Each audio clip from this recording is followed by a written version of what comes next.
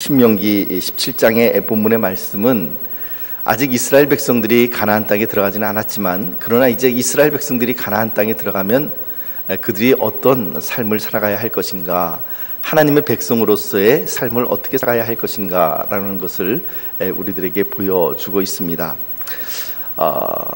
흔히 우리는 어떤 한 고비를 넘기고, 그리고 또한 요것만 끝나고 나면은 그 다음에 뭔가 좀 한숨 쉬고, 그리고 좀 이제부터 좀 마음 놓고 행복이 좀 시작되겠거니라고 생각을 하지만, 그러나 사실은 그 한 고비가 넘어가고 난 다음에는 또 다른 시작이 우리를 기다리고 있는 것이죠.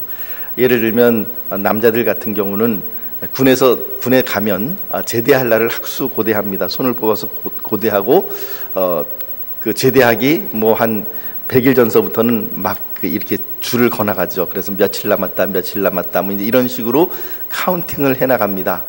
그러면서 흡사 제대를 하고 나면 고생 끝 행복 시작일 것만 같은 그런 생각을 가지고서 카운팅을 하지만, 막상 제대를 하고 나면 그 다음서부터는 이제 또 다른 시작입니다. 이제 취업 문제를 어떻게 해야 될 것이며, 그 다음에 결혼은 어떻게 해야 될 것이며, 이런 새로운 문제들이 이제 또 부딪혀 오는 것이죠. 고3 학생들도 마찬가지 아니겠습니까? 대학을 너무나도 열심히 공부하고, 그래서 대학만 들어가면 이제 이 입시지옥에서 끝나서 뭔가 새로운 삶이 자기를 기다리고 있을 것 같지만, 그러나 그 입시지옥이 끝나고 대학을 입학하면 그 다음서부터는 또 다른 학점 전쟁과 그리고 취업 전쟁이 또 기다리고 있는 것하고도 비슷한 그런 내용입니다.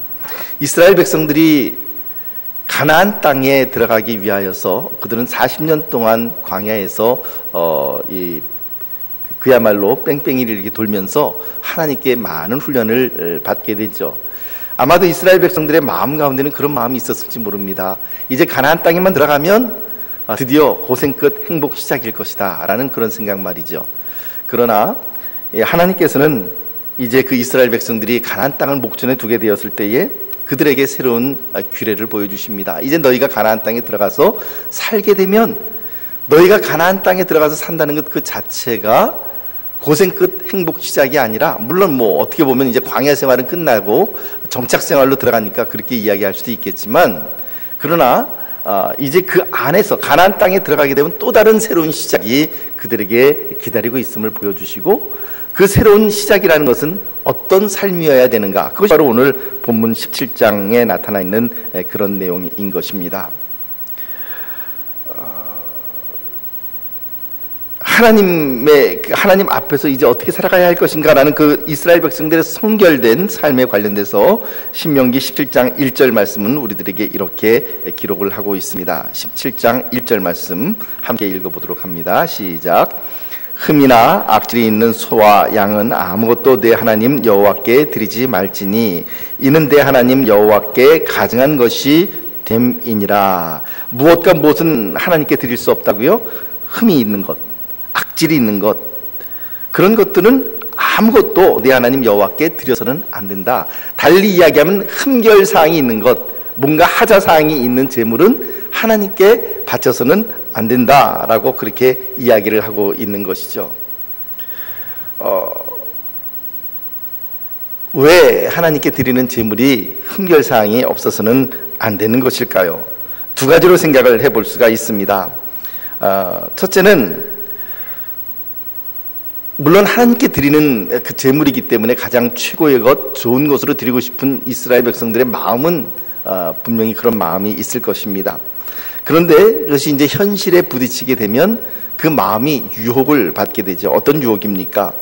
하나님께 드리는 제물이라고 하는 것이, 그것이 뭐 이렇게 하나님께 드렸다고 그래서 그거를 잘 박제를 떠서 이렇게 그 어디 모시는 것도 아니고, 혹은 그 제물이라고 하는 것을 성전에 가지고 가면 그 제물의 운명이라는 것은 뻔합니다. 안수자가 그 제물의 머리 위에 안수를 하고, 그리고 나면 배를 가르고 사지를 각을 떠서, 그리고는 불에 태우는, 번제단 위에서 불에 태우는, 바로 그것이 하나님께 드리는 제사법이죠. 그러므로 하나님께 드리는 제물이라는 것은 조만간 태워 없애버려야만 하는 그런 것입니다.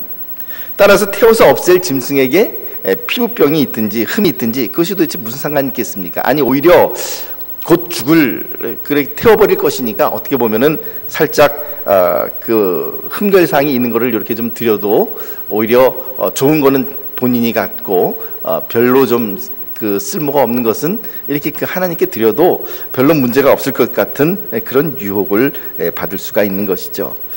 그러나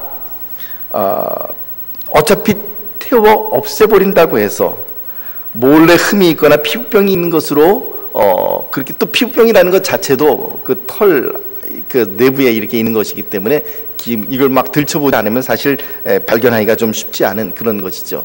그런 피부병이 있는 것을 드린다고 해서 무슨 하자가 누가 다른 사람들이 그것을 알 수 있겠는가, 그것은 무슨 하자가 있겠는가라는 생각이 들 수도 있습니다. 하지만 하나님께서는 이스라엘 백성들이 그런 일을 해서는 안 된다라고 분명히 말씀을 하십니다. 흠이나 악질이 있는 소와 양은 아무것도 내 하나님 여호와께 드려서는 안 된다라고 하는 것입니다. 왜 그렇습니까? 바로 그 제물이 하나님을 위한 것이고 그것은 하나님께서 그 제물이 어떤 것인가를 잘 알고 계시기 때문에 그렇다는 것입니다. 이스라엘 백성들의 생활을 지배하는 가장 중요한 원리는 무엇인가? 모든 것이 다 하나님 앞에 일목요연하게 드러나고 하나님 앞에서 이루어지지 않는 것이 아무것도 없다라는 것. 그래서 이스라엘 백성들의 삶이라고 하는 것은 반드시 하나님 앞에서 그들의 삶을 펼쳐내야 된다라고 하는 것을 보여주고 있는 말씀이 17장 1절의 말씀인 것입니다. 이것을 중세 신학자들은 라틴어로는 코람데오라고 그렇게 이야기를 했습니다. 즉 하나님 앞에서라고 하는 그런 뜻이죠. 하나님 앞에서 어떤 결정을 해야 될 것인가, 하나님 앞에서 어떻게 살아가야 할 것인가, 사람들의 눈은 속일 수 있을지 모르고, 그리고 또한 순간적으로 하나님 앞에 어떤 이런 그 흠결이 있는 그런 제물을 드리고 싶은 그런 유혹이 있다 할지라도, 그러나 하나님께서 하나님 앞에서 우리가 행한다고 한다면 순간적으로 그런 생각이 든다 할지라도 얼른 그 생각을 고쳐서 하나님 앞에서 가장 온전한 것으로 드려야 된다라고 하는 것을 우리들에게 보여주고 있는 것입니다. 하나님께서는 과연 이 모든 이스라엘 백성들이 행하는 모든 일들을 다 알고 계십니다. 오늘 우리들의 삶 가운데에서 가장 커다란 도전을 받고 있는 부분들도 바로 이런 것이죠. 이스라엘 백성들의 눈에 일단 하나님이 보이질 않습니다. 무엇이 그들의 눈에 보일까요? 동료 이스라엘 백성들이 보입니다. 제사장이 보이고요. 그리고 제물이 보이고 제단이 보입니다. 눈에 보이는 것들이 있기 때문에 우선적으로 눈에 보이는 것들을 충족시켜 나가기를 원하고, 그리고 그것들을 눈에 보이는 사람들에게 그 잘 보이기 위한 어떤 그런 신앙생활을 해 나가기가 굉장히 쉬운 그런 형편에 있는 것이죠. 그러나 오늘 하나님의 말씀이 우리들에게 도전하고 오늘 하나님의 말씀이 우리들에게 권면하고 있는 것은 무엇입니까? 눈에 보이는 사람들에게 너희가 신앙생활을 해서는 안 된다는 것을 우리들에게 보여주고 있는 것이죠. 눈에 보이지 아니하는 하나님 앞에서 너희의 삶이 어떤 것이냐, 눈에 보이지 않는 하나님 앞에서 너의 삶은 도대체 무엇이냐, 하나님께서는 이스라엘 백성들에게 그 당시에 그렇게 물으셨고 지금 오늘도 우리들에게 그렇게 묻고 있는 것입니다. 우리들도 역시 마찬가지가 아니겠습니까? 교회에 나와서 신앙생활을 할 때에 일단 하나님은 눈에 보이지 않습니다. 그리고 사람이 눈에 보입니다. 그러니까 사람들의 눈에 인정받고 싶은 대로, 사람들에게 칭찬받고 싶은 대로 우리들의 신앙생활을 그렇게 꾸려나갈 위험성이 얼마나 많이 있는지 모릅니다. 사도행전 보면 아나니아와 삽비라가 바로 그런 사람들이 아니었습니까? 하나님께서 보시는데 그들이 사람들에게 인정받고 칭찬받기 위해서, 자기들도 인정받고 칭찬받기 위해서 땅을 팔았습니다. 뭐 거기까지는 좋은데 땅판 값의 일부를 숨겨두고 그리고 일부를 가지고 와서 내어놓으면서 이것이 땅판 값 전부입니다 라고 그렇게 이야기를 했습니다. 왜 그런 거짓말을 했겠습니까? 사람들한테 인정받고 싶었다는 것이죠. 하나님 앞에서 어떻게 내 삶이, 그리고 내 헌신이, 내가 드리는 것이 어떻게 하나님 앞에 드러날 것인가, 그것을 생각하기보다는 일단 눈에 보이지 않는 하나님은 마음속에서 지워버리고 눈에 보이는 사람들에게 인정받고 싶은 마음에 큰 거짓말을 했습니다. 결과적으로 아나니아와 삽비라 그 부부는 같은 날 하나님의 치심을 받아서 이렇게 그 죽임을 당하고 마는 그런 경우를 우리가 사도행전에서 얼마든지 보고 있습니다. 그처럼 사람들의 눈에 인정받기를 원하는 것, 사람들의 눈에 칭찬받기를 원하는 것, 그것이 바로 오늘 우리들에게 있는 유혹입니다. 목사님에게 인정받고 목사님에게 칭찬받고, 장로님에게 인정받고 장로님에게 칭찬받고, 또한 성도님들에게 인정받고 칭찬받고 싶은 마음이 인지상정이죠. 그런 마음이 잘못된 것은 아닙니다마는, 그러나 오늘 우리들의 신앙생활은 그것이 기준이 되어서는 안 된다는 것입니다. 눈에 보이는 사람들의 칭찬과 그리고 사람들의 평가가 우리의 삶의 기준이 되어서는 안 되고, 신앙생활의 기준이 되어서는 안 되고, 우리의 기준은 누가 되어야 됩니까? 오직 하나님 한 분만이 우리의 삶의 기준이 되어야 된다라고 하는 것을 보여주고 있습니다. 과연 하나님 앞에서는 우리의 삶은 은밀하게 숨겨져 있는 것이 아무것도 없습니다. 시편 139편 2절 말씀 우리 같이 읽어볼까요? 시편 139편 2절 말씀 시작. 주께서 내가 앉고 일어섬을 아시고 멀리서도 나의 생각을 밝히 아시오며, 내 안에 있는 모든 은밀한 것들, 내 생각들, 그리고 내가 드러내서 표현하지 않는 그런 것들조차도 하나님께서는 다 알고 계시는데, 내가 앉고 일어섬을 아시고 멀리서도 나의 생각을 밝히 아시는 분이 바로 우리 하나님이시고, 그 하나님으로부터 새벽 날개를 치고 바다 저 건너편으로 우리가 도망을 간다 할지라도 그 하나님의 눈에서부터 우리가 피할 수 있는 길이 결코 없다라는 것이 성경이 우리들에게 보여주고 있는 내용입니다. 사랑하는 성도 여러분, 그러므로 오늘 우리의 삶의 이 생활의 표준, 기준, 그것은 사람이 되어서는 안 되고, 사람들의 칭찬이 되어서는 안 되고, 하나님의 칭찬 그리고 하나님의 시선, 그것이 바로 오늘 우리들의 삶의 기준이 되어야 될 줄 분명히 믿습니다. 오늘 우리 평택제일교회에 또 이 자리에 나와 있는 모든 성도님들의 삶의 표준이 바로 그와 같이 눈에 보이지 않는 하나님이 되시기를, 하나님의 시선이 되시기를 예수님의 이름으로 축복합니다. 하나님 앞에서 우리의 삶을 올바로 제대로 가져가지 못할 경우, 대체로 사실 근데 우리의 삶이라는 것이 하나님 보시는 앞에서 이렇게 살아가야 된다, 즉 코람되어 하나님 앞에서 살아가야 된다라고 하는 것이 참으로 올바른 명제이지만, 그러나 사실 우리 자신들의 모습을 놓고 보면 얼마나 참 하나님 앞에서 죄송스럽고, 그리고 또 별 볼 일 없고, 그리고 하나님 앞에서 때로는 자격이 없는 어떤 그런 비참한, 때로는 하나님 앞에 참 송구스러운 그러한 삶을 우리가 살아가고 있는지 모르지요. 우리의 마음 가운데 그런 생각들이 늘 끊임없이 떠오르지 않습니까? 그런데 그렇게 우리의 마음 가운데 추악한 모습이 드러나게 될 때에 사람들의 태도는 두 가지로 갈라지게 됩니다. 첫째는 일단 하나님이 보이지 않으니까 그분이 보신다는 사실을 생각하지 않아 버리는 거죠. 눈에 보이질 않으니까 하나님께서 내 생각을 모르시는 것처럼, 물론 실제로는 우리는 그렇게 생각하지는 않지만, 그러나 삶에 있어서는 하나님을 망각해버리고 그렇게 살아가는 경우가 얼마나 많이 있는지 모릅니다. 하나님을 망각하고 하나님을 인정하지 않고 하나님 앞에서 내 삶이 이루어지지 않는다라고 생각을 하니까 내 마음대로 행합니다. 그리고 죄를 지어도 덜 불안하고, 그리고 회개하지 않아도 당분간 마음이 편할 수 있는 것이죠. 그러나 또 하나의 생각이 있습니다. 그것은 우리가 철저하게 하나님 앞에 서서 나아가게 될 때에 어떤 일들이 일어나게 되는가라는 것입니다.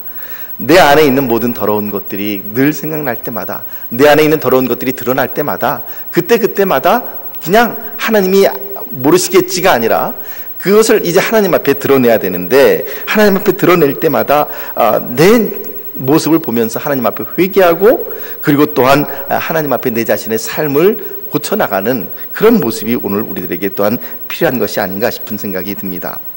하나님께서 우리들에게 원하시는 마음은 무엇이겠습니까? 하나님께서 우리에게 원하시는 삶은 하나님 앞에서 조금도 죄를 범치 않는 그야말로 완전 무결한 천사 같은 삶을 하나님께서 우리들에게 원하시겠습니까?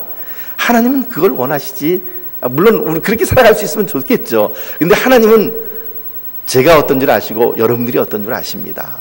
하나님은 우리가 그렇게 살아갈 수 없다라고 하는 것을 잘 아시는 분이십니다. 그래서 우리에게 그러한 천사와 같은 삶을 요구하는 것이 아니라 하나님께서 우리들에게 요청하는 것은 무엇이냐 하면 네가 내 앞에서 살기를 원한다. 네가 나의 기준대로 맞춰서 살기를 원한다. 그래 네가 너의 마음 가운데에 때로는 그렇게 더러운 생각이 드러나고 또한 너의 행동이 때로는 그렇게 어긋난다 할지라도 그때그때마다 나에게로 돌아오기를 원한다. 나에게로 돌이키기를 원한다. 그것이 바로 오늘 하나님께서 우리들에게 원하시고 있는 하나님께서 우리들에게 원하시는 우리들의 삶의 모습이라고 하는 것입니다. 사랑하는 성도 여러분, 그것을 반드시 기억하시기를 바랍니다. 오늘 우리의 삶은 반드시 하나님 앞에 이루어져야 된다. 가장 대표적인 인물이 바로 창세기의 요셉이라고 하는 인물이죠. 몇 번이나 제가 이런 말씀을 드렸습니다마는 애굽에서 보디발의 아내의 유혹을 받았을 때에 요셉이 하는 말이 무엇입니까? 내가 어찌 이 큰 악을 행하여 하나님께 죄를 범하리이까? 그는 집에 아무도 없다라고 하는 핑계를 가지고 보디발의 아내가 요셉을 유혹하지만 그러나 요셉은 분명하게 거절을 하는 게 무엇 때문에 거절합니까? 하나님께서 보시고 계시는데 내가 어찌 이 큰 악을 행할 수 있겠습니까? 라고 말을 하며 도망쳐 나오는 것이죠. 오늘 그러한 모습이 우리들의 삶에 정말로 필요합니다. 만일 우리가 하나님을 인식하지 않는다고 한다면 그때부터 그 신앙은 위선적인 신앙으로 흐를 수밖에 없습니다. 말씀드린 것처럼 같은 값의 제사를 드린다고 한다면 흠이 있고 피부병이 있다 할지라도 크고 잘생긴 놈을 잘 골라서 사람들에게 칭찬을 받으려고 하는 것이 사람들의 모습이 될 것입니다. 그러나 하나님은 우리들에게 그것을 요구하지를 않습니다. 우리들에게 하나님께서 요구하시는 것은 무엇이냐면 네가 안다 하는 것이에요. 네가 지금 너가 드리는 제물이 무엇인지 알고 있고 그 제물이 어떠한지 알고 있으니 그 제물을 너의 양심에 부끄럽지 않게, 그렇게 하나님의 말씀에 부끄럽지 않게 그렇게 가져와야 된다라고 하는 것을 우리들에게 보여줍니다. 결국 이 17장 1절 말씀은 하나님 앞에서 우리의 삶이 어떻게 해야 되는가라고 하는 것을 보여주고 있는 그런 내용입니다. 두 번째로 27장 1절이 우리들에게 제시하고 있는 또 다른 내용은 무엇입니까? 그것은 바로 왜 흠이 있고 그리고 악질이 있는 그런 흠결이 있는 소와 양을 하나님께 바치면 안 되는가? 바로 그 제물이 예표하고 있는 것이 바로 예수 그리스도를 예표하고 있기 때문에 그렇습니다. 소와 양의 제사는 곧 훗날 하나님의 이 갈보리 언덕 위에서, 즉 모리아산 위에서 흘리게 될 예수 그리스도의 피와 예수 그리스도의 십자가 사건을 보여주고 있는 것이기 때문에 그 소와 양의 그 제물의 그 모습이 흠이 있거나 혹은 악질이 있거나 이런 흠결이 있는 그런 제물은 하나님 앞에 결코 드릴 수가 없었습니다. 왜냐하면 예수 그리스도 그분이야말로 하나님이시고 가장 완벽하게 흠이 없으신 분이시되 이 땅에 종의 형체를 입고 오셔서 죽기까지 십자가에서 복종하시고 십자가 위에서 그분의 생명을 우리들을 위하여 흘려주신 분이시기 때문에 그분을 예표하는 이 소와 양이나 이런 제물들의 모습은 결코 흠이 있어서는 안 된다라고 하는 것이 우리들에게 보여주고 있는 성경의 내용입니다. 이제 또 다른 그 성결의 모습이 신명기 17장 2절에서 5절 사이에 나타납니다. 2절에서 5절 우리 같이 함께 읽어보도록 하겠습니다. 2절에서 5절 시작. 내 하나님 여호와께서 내게 주시는 어느 성 중에서든지 너희 가운데에 어떤 남자나 여자가 내 하나님 여호와의 목전에 악을 행하여 그 언약을 어기고 가서 다른 신들을 섬겨 그것에게 절하며 내가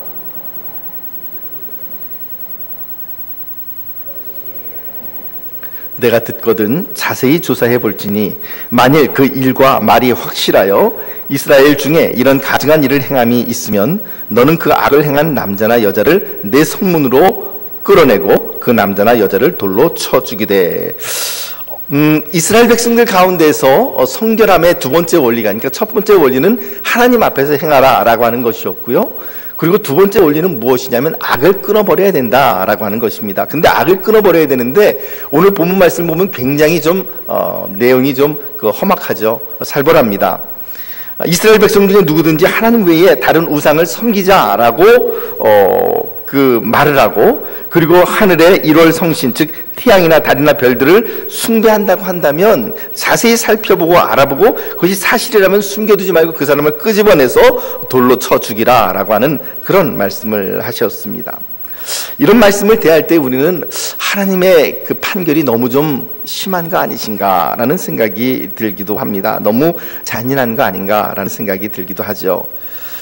어떤 사람이 우상을 섬긴다 하더라도 그 사람을 잘 설득을 해서 그 우상을 섬기는 것을 포기하게 하거나 혹은 끝까지 말을 듣지 않는다면 이스라엘 백성들 중에서 그냥 추방해버리면 될 것 같은데, 굳이 모든 사람들이 보는 앞에서 끄집어내어 돌로 쳐 죽인다라고 하는 것은 어떻게 보면 좀 너무 지나친 처사가 아닌가, 지나친 판결이 아닌가라는 생각이 들기도 합니다.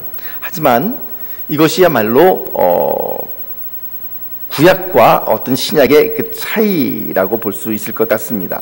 신약에는 물론 이미 오신 예수 그리스도께서 우리들에게 은혜를 베풀어 주시고 또 훨씬 더 강한 하나님의 은혜가 우리를 지배하고 있기 때문에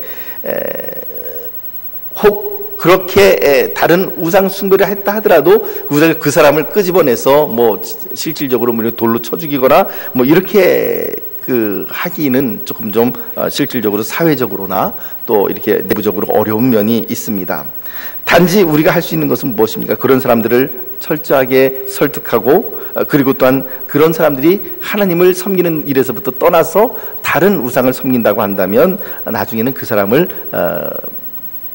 같은 공동체 내에서 파문하는 것으로 그렇게 마무리를 지을 수 있을지는 몰라도, 그러나 그 사람을 지금 현재 우리가 살아가고 있는 사회에서 이 말씀을 그대로 적용시켜서 돌로 쳐 죽인다라고 하는 것은 사실상 우리들에게는 가능한 일이 아닙니다.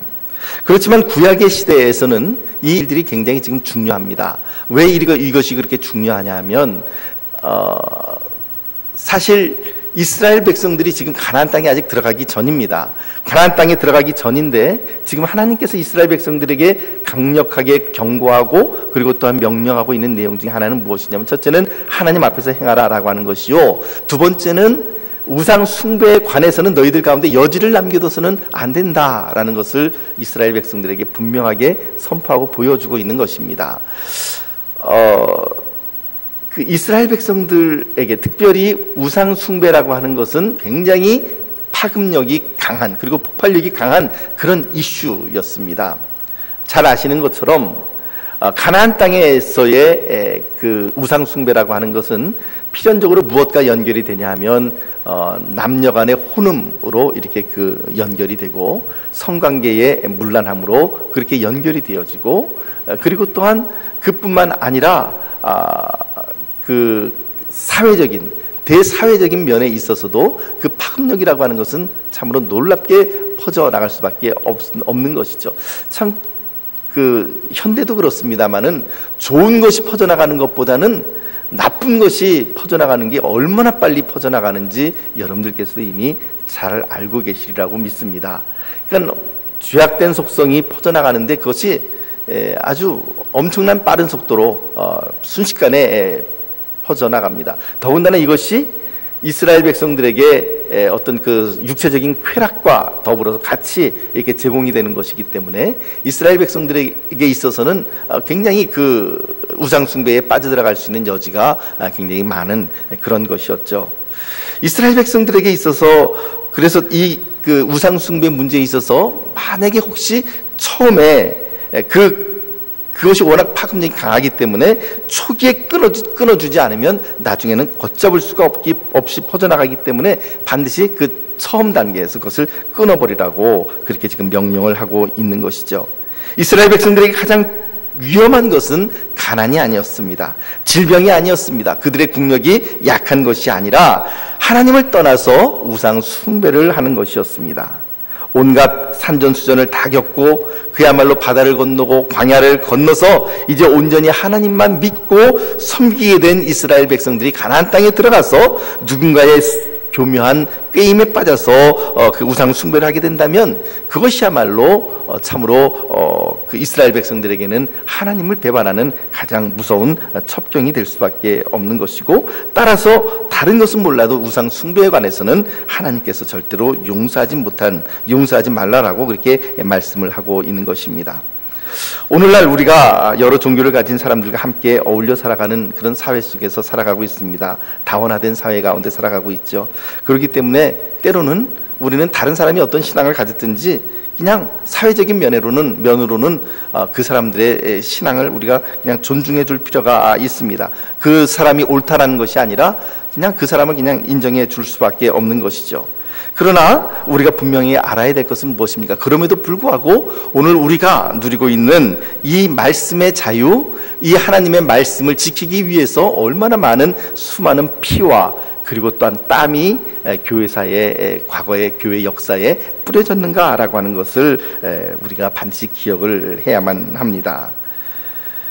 종교의 자유를 위해 무려 1000년 이상의 그 암흑기와 그리고 또한 종교 개혁의 큰 영적인 싸움이 있었습니다.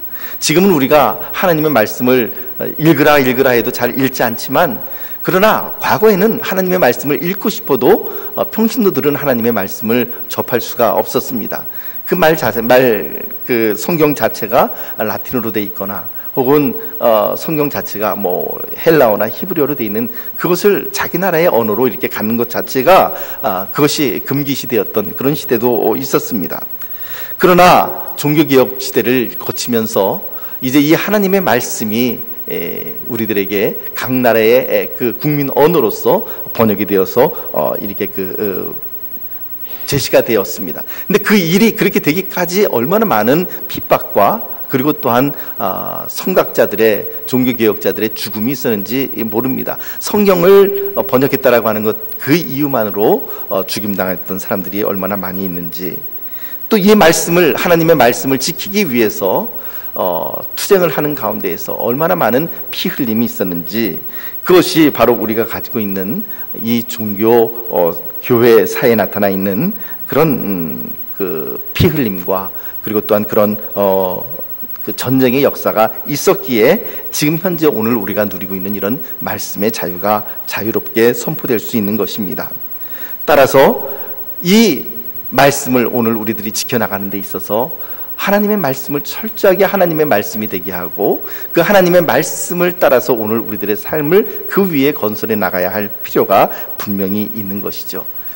우상 숭배와 그리고 또한 하나님을 떠나서 무엇인가 다른 쪽으로 이렇게 달려나가고자 하는 어떤 그런 사람들의 시도에 대하여 교회는, 그리고 또한 우리들은 분명하게 하나님의 말씀 위에 우리의 삶이 세워져야 될 것을 선포하고, 하나님의 말씀 가운데 우리가 이 말씀을 품으며 이 말씀대로 진리를 선포하며 그렇게 살아가야 할 필요가 분명히 있다라는 것입니다. 그것을 또한 단호하게 우리가 해나가야 하는 것이죠. 그렇지 않고 세상의 시시껄렁한 그런 이야기나 혹은 이단의 사설들이 바로 이 하나님의 말씀, 교회에서 말씀이 선포된다고 한다면 그것은 참으로 엄청난 비극이 될 수밖에 없는 것입니다.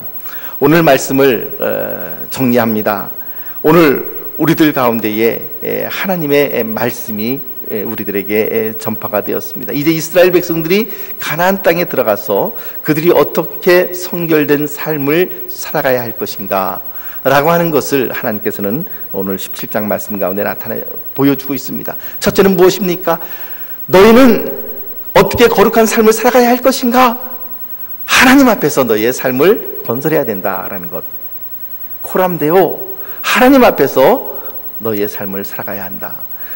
눈에 보이는 사람들에게 인정받기 위함이나 혹은 사람들에게 칭찬을 듣기 위해서 너희의 삶이 이루어져서는 안 되고, 오직 정직하게 그리고 진실하게 하나님 앞에서 너희가 어떻게 살아가야 할 것인가, 그 하나님 앞에서의 삶을 건설해 나갈 것을 첫 번째로 주님은 이스라엘 백성들에게 요구하시고 또한 우리들에게 요구하고 있는 것이죠. 첫째는 그래서 하나님 앞에서. 두 번째는 무엇입니까? 두 번째는 우리들 가운데 악은 어떤 모양이라도 끊어버려야 된다는 것입니다. 물론 그렇다고 해서 나와 신앙이 다른 사람들을 IS, 그 이슬람 국가 그 테러리스트들이 하는 것처럼 뭐 참수하거나 그렇게 하라는 것이 아니라, 그 우리와 다른 입장을 가지고 있는 분들의 그 입장에 대해서는 우리가 존중을 해줄 필요는 있지만, 그러나 분명하게 우리의 입장이 무엇인지, 진리가 무엇인지 그분들에게 밝혀주어야 될 그런 책임이 오늘 또한 우리들에게 있고, 혹 우리들 가운데 그러한 악의 모양이 나타난다고 한다면 그것은 끊어버려야 된다라고 하는 것을 분명히 성경이 우리들에게 보여주고 있는 내용입니다. 사랑하는 성도 여러분, 오늘 그렇다면 우리들의 삶은 반드시 하나님의 말씀 위에, 하나님의 임재 앞에 우리들의 삶이 건설되어야 하고, 그 하나님 앞에서 오늘 우리들의 삶이 세워져 나가야 하고, 그렇게 할 때 비로소 거룩한 삶, 성결한 삶, 그런 성화되어져 나가는 그런 삶이 오늘 우리들에게 이루어질 수 있다라고 하는 것을 성경 말씀은 우리들에게 보여주고 있습니다. 사랑하는 성도 여러분, 오늘 그와 같이 하나님 앞에서, 그리고 또한 우리들의 삶 가운데서 하나님의 말씀 위에 세워지는 그러한 삶으로 하나님 앞에 나아가 승리하시기를 예수님의 이름으로 축복합니다. 기도하겠습니다.